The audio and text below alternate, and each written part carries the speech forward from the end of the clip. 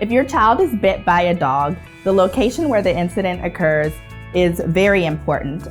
The location determines the source of recovery and also the complexity of a case.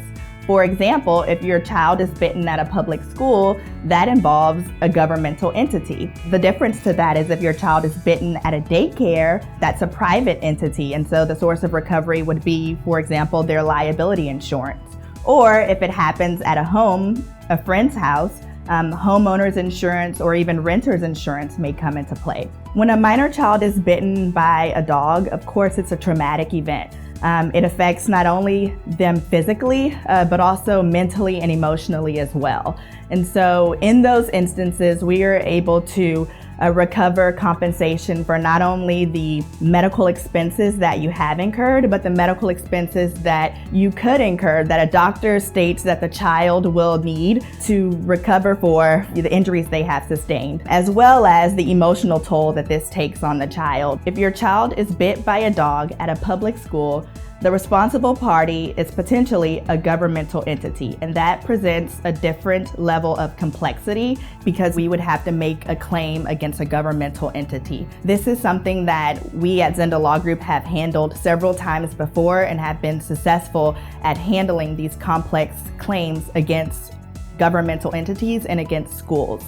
It's very important that you hire an attorney who has handled this because there are special notice provisions and times that we have to assert a claim in order to ensure that we establish that claim and that the governmental entity has notice of your claim. If your child is bit by a dog at a private school or a daycare, then the source of recovery in that case would potentially be the liability insurance for that facility or entity. If your child is bitten at a friend's house, the homeowner's insurance or renter's insurance may come in play, and that may be the source of recovery in that instance. As a personal injury attorney, I'm always looking for what the available sources of recovery are. What that means is where your settlement money comes from. This could come in the form of homeowner's insurance, renter's insurance, liability insurance, and several other different insurance policies that may be at play.